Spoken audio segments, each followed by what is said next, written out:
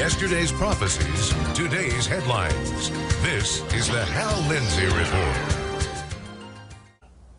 As I have noted before, the city of Damascus remains the oldest continuously inhabited city on the face of the earth. In all its long history, it has never been totally destroyed. Yet Isaiah predicts that in the last days, Damascus will be totally annihilated in a matter of moments. He wrote, "The burden of Damascus. Behold, Damascus is taken away from being a city, and it shall be a ruinous heap. And in that day it shall come to pass that the glory of Jacob shall be made thin, and the fatness of his flesh shall wax lean." Isaiah's depiction of Damascus troubling Israel in the last days comes at a time when the glory of Jacob, or Israel, is made very thin. Speaking in the same terms as this prophecy, if Israel's glory were any thinner, it would be transparent. The only condition under which Israel could survive the world's outrage at hitting Syria with a nuclear attack would be if Syria hit Israel first with weapons of mass destruction, such as biological, chemical, or nuclear weapons. That is exactly the kind of circumstances predicted in Isaiah chapter 17, verse 4. As I noted earlier, Syria has long-range missiles already armed with both chemical and biological warheads aimed straight at Israel. This ISIS report indicates that Assad either has or is developing nuclear warheads for use against Israel as well. Isaiah makes a further prediction about the terrible incident. "And behold, at eventide, trouble, and before the morning, he," meaning Damascus, "is no more. This is the portion of them that spoil us, and the lot of them that rob us." Many experts believe Israel has more than 200 nuclear weapons that could fulfill Isaiah's prophecy in about 60 seconds. The potential of a nuclear-armed Syria pulls Isaiah's prophecy right out of the Bible and plants it on the front pages of the daily newspapers.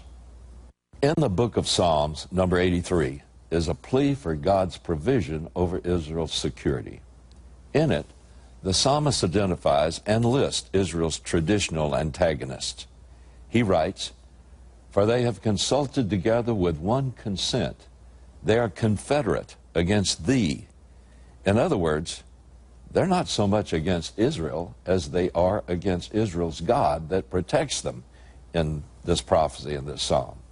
The psalmist then identifies these enemies of God as the tents of Edom and the Ishmaelites, Moab and the Hagrites, Gebal, Ammon, and Amalek, Philistia with the inhabitants of Tyre. Assyria also has joined with them. They have helped the children of Lot. Edom is another name for Esau. Along with Ishmael, Esau is one of the principal forefathers of the Arab peoples. The Edomites and the Amalekites are descendants of Esau. The Moabites and Ammonites are the descendants of Lot. Moab is located in the Egyptian Sinai. Biblical Ammon is now central Jordan. The Hagrites are descended through Hagar, the mother of Ishmael, and the Hagrites are all the people that sprung from her. Here's where these ancient people are today. The Hagrites represent modern-day Saudi Arabia, the heart and soul of Islam. Gebal is the city of Jebel in Lebanon. Amalek and the Philistines are the modern place in Gaza, home to Hamas, by the way. And Ashur, today's Syria and Iraq, are to join in helping the children of Lot, which is Lebanon, home to Hezbollah. Syria is supplying and equipping Hezbollah and has styled itself as the protector of Lebanon and the children of Lot. Iraqi cities are racked with demonstrators demanding death to Israel and death to America as Israel's ally. The psalmist also identifies the particular target of the Edomite alliance. It's the choice pasture lands that surround Jerusalem. It is written, "Let us take for ourselves the pastures of God for a possession." So, what is the root cause of the Arab-Israeli war? It's possession of Jerusalem and the Temple Mount. But the goal is not just the conquest of Jerusalem simply as an Arab territorial possession. The goal is the conquest of God's holy mountain and God's holy city for an Islamic religious possession. The events outlined by this psalm are future events, as is the eventual and total destruction of Damascus. The first conflict in a series of wars is predicted in Psalms 83. This appears to be the same war foretold by Isaiah's burden of Damascus in chapter 17. And it is also the same war predicted by the often overlooked prophecy of Obadiah. This war particularly involves the descendants of Esau, which includes all the other Arab states surrounding Israel. However, it carefully excludes the non-Arab Muslim states of Iran and Turkey, and of course Pakistan and other nations around the world. They are included in the confederacy of the Muslim countries led by Persia, which is modern-day Iran, in the second and final attack to destroy Israel. It is predicted in Ezekiel chapters 38 and 39.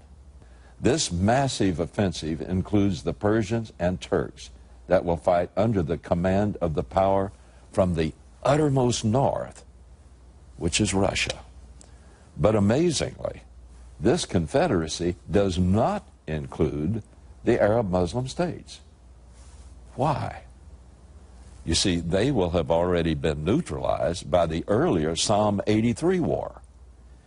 And even more amazing, Ezekiel names the people of modern Saudi Arabia as non-belligerent against the West and Israel at the time of this second war. Some view Ezekiel's Gog-Magog war and the Psalm 83 war as two distinct events separated by some significant period of time. I believe that's correct, but I also believe that the Bible supports the conclusion that the two events are also separated by the rapture of Christians out of this world. The assumption of an interval between the two wars is necessary because the Gog-Magog war takes place during a time of seeming peace and security within the state of Israel. The war predicted by Psalm 83, Isaiah 17, and Obadiah appears as a decisive battle in the 4,000-year-old intergenerational conflict between the descendants of Esau and Jacob. But the prophecies about the Psalms 83 war indicate that when it is over, so is the Arab threat to Israel. The threats of the Muslim Arab nations in Psalm 83 sound like what we're hearing on TV and radio broadcasts from Damascus, Lebanon, Gaza, Tehran. And what appears to be taking place is the development of both of these enemy alliances simultaneously. Unquestionably, the declared goal of both of these alliances is the annihilation of the state of Israel. Neither the Bible nor Jane's Defense Weekly would give the Arab peoples named in Psalm 83 even a slim chance of surviving intact if Israel launched a retaliatory nuclear strike on their cities. And this very plan already does exist. Its code name is the Samson option. Israel has codified this a long time ago. It's a strategy already planned, prepared, and ready to launch if Israel is clearly in danger of being overrun and destroyed. But I believe what is more likely to happen is this. Syria will launch weapons of mass destruction against Israel, and the other surrounding Arab nations will attack. In retaliation, Israel will launch a nuclear strike on Damascus that will utterly destroy it. Then Israel, facing overwhelming forces on all sides, will strike back with strategic neutron battlefield missiles at the massed armies. Neutron weapons are unique in that they can be built to only destroy life in a pre-calibrated radius, usually a radius of about 1 to 5 miles. This would destroy the bulk of the attacking forces without making the entire region unlivable. The Psalm 83 scenario leaves Israel with no Arab enemies within immediate striking distance capable of launching another war thereafter. This possible scenario would allow for the unusual existence of Israel described in Ezekiel 38 as a land of unwalled villages. The Israelis would be living in apparent peace and security. Now, though I can't be dogmatic on this interpretation, current events continue to suggest the finer details of the stages of war in the end times that eventually end in the mother of all wars, Armageddon. The important thing is that after such a horrible catastrophe, the world would be so terrified that they will cry out for a leader powerful enough to take over a one-world government and enforce peace. Just such a leader is predicted in Revelation chapter 13, verse 4. And it's at the very same time in history as we're looking at. So they worshiped the dragon, or Satan, who gave authority to the beast. And they worshiped the beast, saying, "Who is like the beast? Who is able to make war with him?" The dragon is Satan, and the beast is the Antichrist. It's clear from the exclamation of praise to the Antichrist that the terrified world sees the Antichrist as the deliverer from the horrible war they have just witnessed in the destruction of Damascus. I believe this person is alive and standing in the wings somewhere in Europe right now. He is only waiting for God to permit him to be unveiled to the world. I'll be back in just a moment.